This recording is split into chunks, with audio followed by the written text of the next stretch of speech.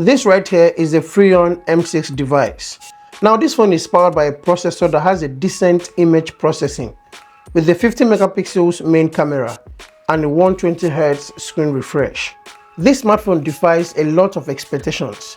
It's a budget smartphone, and again, not from a popular brand.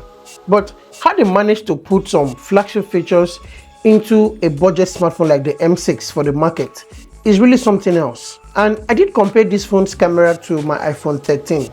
The performance level was really surprising. And coming from a smartphone that cost $109 or 120,000 Naira. Now that's definitely a good deal. But the question is, what are those flagship features that makes the FreeYond M6 stand out in the market? Number one feature has to be the camera. Yes, the camera of this smartphone. It actually performed very well. Now, one of the major reasons I love the FreeYond brand is, apart from processors, they are also focused on providing very good camera performance. And all of their smartphones I've tested so far have very good performance when it comes to the camera. And the FreeYond M6 is no exception. This phone's camera setup comprises of a 50 megapixels main camera lens. The 50 megapixels camera captured high quality photos with lots of details, like the color, the contrast level, and high dynamic range.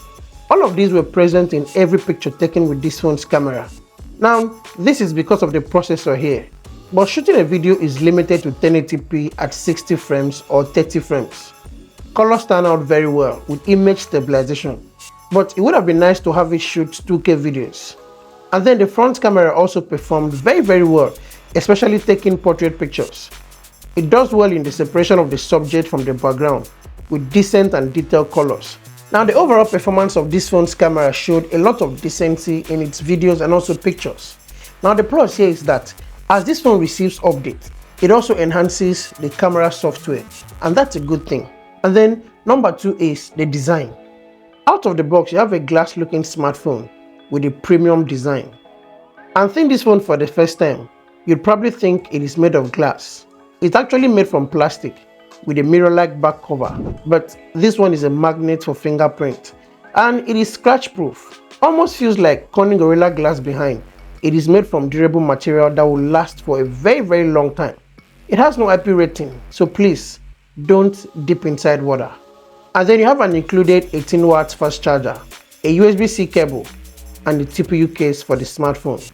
There's a slot for 2 SIMs and a memory card, a single firing speaker underneath the phone with a USB-C port, a microphone, and a 3.5 earphone jack.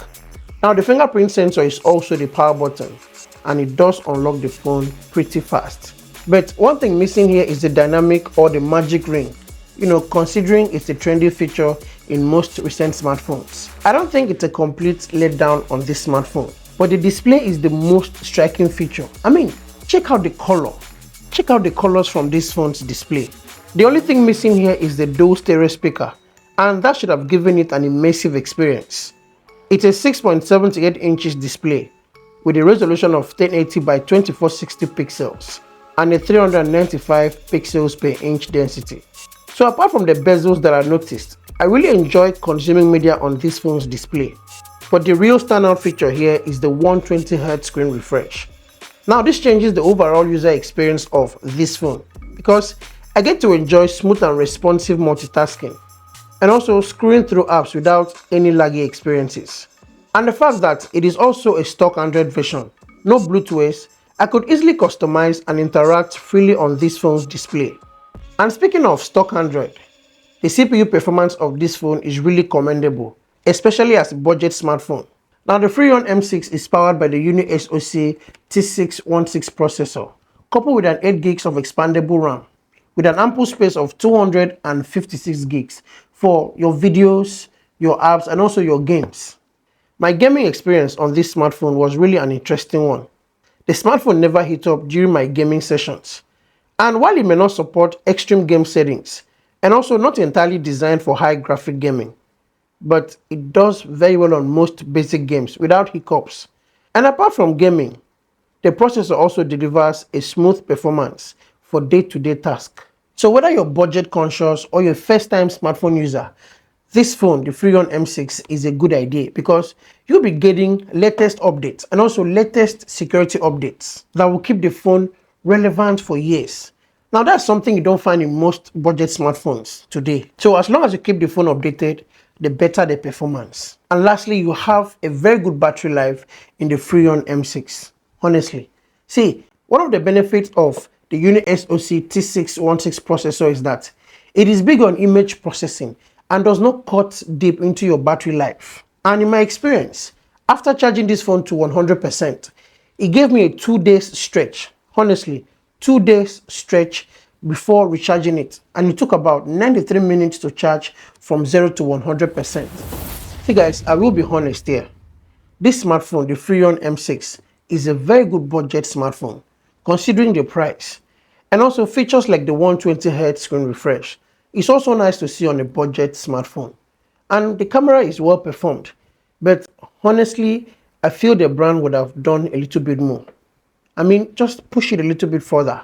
Now let's say this is an upgrade over the M5 series I did review some time ago, but the processor here doesn't really feel like an upgrade. And I also understand that it is a new brand and they are trying so much in the camera aspect, but please also improve in the processor aspect. If you must stay and compete in the market, I think FreeYond, please, you need to improve in the next one, especially in the software side of things. But overall guys, this smartphone is okay and also okay for the price. But if you think otherwise or you have some questions, please let's go to the comment. And guys, if you find this video very useful and you're watching it for the first time or you're here for the first time, please kindly like and subscribe to my channel. Thank you so much guys for watching this video.